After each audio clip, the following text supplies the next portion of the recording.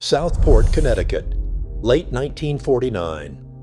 A small machine shop near the water is behind on its bills.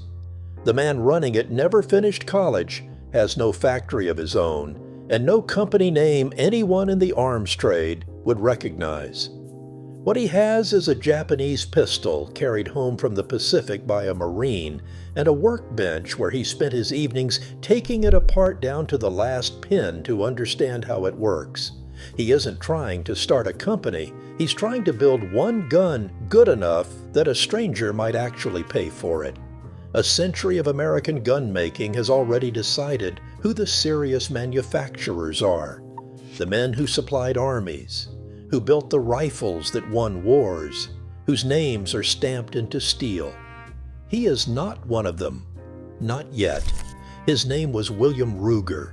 He'd tinkered with gun design since college, spent the war years around Springfield Armory and Auto Ordnance chasing an Army contract that fell through, and come home to open a general tool shop instead, fixing other people's machinery because nobody was paying him to build his own. The shop wasn't making money. The pistol was something he worked on between jobs, using what he'd learned copying that captured Nambu, a stamped, welded sheet metal body instead of forged steel, coiled piano wire instead of flat springs.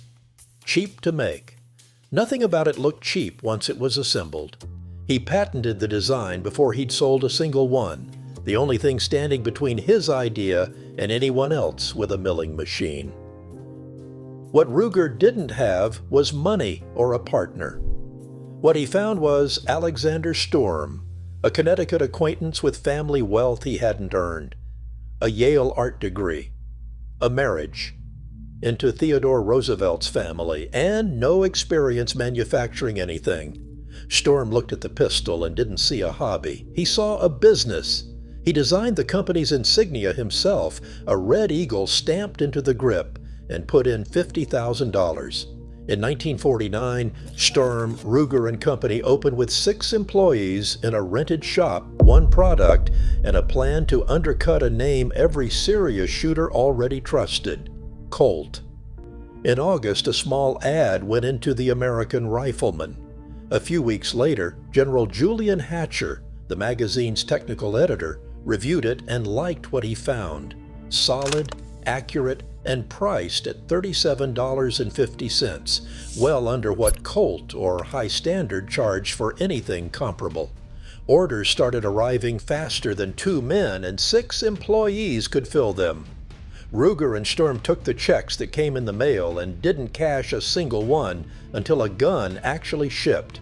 It was caution dressed up as good manners, and it worked. Within months, the $50,000 was gone. But by then, the first 100 pistols were already built and in customers' hands. If you're the kind of person who likes watching companies get built from nothing, do us both a favor and hit like and subscribe, because the part of this story people actually argue about hasn't started yet. 2 years in, the story nearly ended. Alex Sturm died suddenly in November of 1951 of hepatitis at 28 years old. Ruger ordered the pistol's grip medallion that Red Eagle Sturm had designed himself recast in black, in mourning. For decades afterward, every gun that left the factory carried that small, quiet detail. A company still marking the death of a man most of its future customers would never know existed. What followed was 4 decades of steady, almost unglamorous growth. In 1953, the company added its first revolver, the Single 6, an obvious nod to Colt's own classic single-action design, just cheaper and simpler to build. 2 years later came the Black Hawk, a heavier revolver named after Ruger's favorite car, a Stutz he'd owned since before the company existed. In 1963, Ruger opened a casting plant in Newport, New Hampshire, learning to make his own parts instead of buying them from someone else, a habit that would matter more than anyone realized at the time. The company's stock went public in 1969.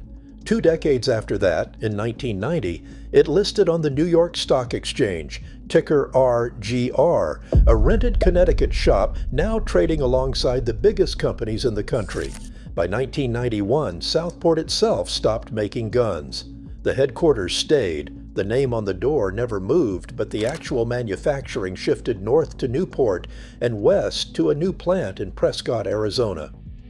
It was the kind of decision that, in another company's history, might have hollowed out the founding town entirely. Here, it barely made the news. Ruger had built something durable enough to survive its own geography changing underneath it. Somewhere else, at roughly the same time, three older, more storied names, Colt, Remington, and Winchester, were carrying weight of their own, not machinery. Debt. Winchester was the oldest of the three, a New Haven, Connecticut factory that had been making rifles on that same ground since the 1860s. At its peak during the Second World War, it employed more than 15,000 people. In early 2006, the company holding the license to build Winchester rifles announced it was closing the plant for good. The stated reason was foreign competition and falling sales, not some hidden scheme, just a business that could no longer justify the cost of the building it was in. The last shift ran that March. 186 employees, some of them the children and grandchildren of people who'd worked the same floor, were let go. The Winchester name didn't disappear. It went on rifles built overseas under license by companies with no connection to that address. The address itself just went quiet. Colt's decline looked different and slower. Through the 2000s and 2010s, police departments that once carried Colt sidearms switched to lighter, cheaper pistols from newer manufacturers. In 2013, Colt lost the contract that had defined it for a generation, supplying M4 rifles to the U.S. Army. 2 years later, it filed for bankruptcy. Remington's story was the sharpest of the three. 200 years old, it had already survived depressions and 2 world wars intact. In 2007, a private equity firm, Cerberus Capital Management, bought it. 3 years later, Cerberus folded Remington into a larger portfolio of gun brands under one name, Freedom Group. Financed in part with debt, Remington itself would end up carrying. On paper, it read like consolidation, strength in numbers. Underneath, the company was being loaded with debt that had nothing to do with making rifles. By 2018, Remington filed for bankruptcy, trying to erase $620 million of it. A second bankruptcy followed in 2020. This time, there was no restructuring. The company was broken apart and sold off piece by piece at auction. One of the pieces was Marlin, a lever-action rifle brand 150 years old. The buyer was Sturm, Ruger & Company, the same firm that had started in a rented Southport shop with $50,000 borrowed dollars. Ruger paid roughly $28 million in cash, no financing, no debt. That same year, Colt, unable to recover its market on its own, was sold to a company based in the Czech Republic for $220 million.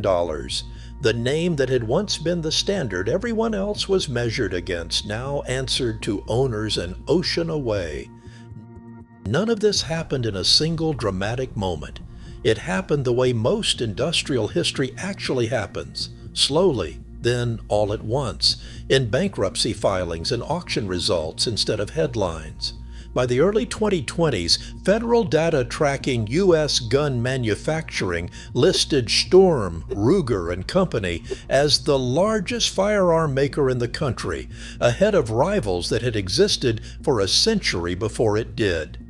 The company still keeps its headquarters in Southport, in the same small Connecticut town, where 2 men with no real business plan once bet $50,000 on a copied Japanese pistol.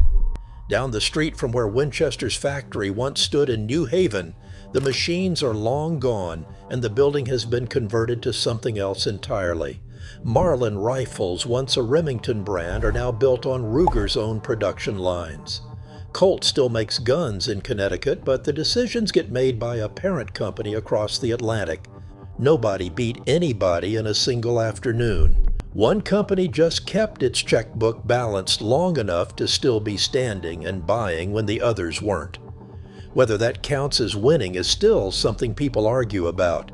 in gun shop counters and comment sections 75 years later. If you want more of these, the founders, the factories, the deals that decided who got remembered, like this video, subscribe, and tell us in the comments, does outlasting your rivals count as beating them, or is that just a different way of losing slower?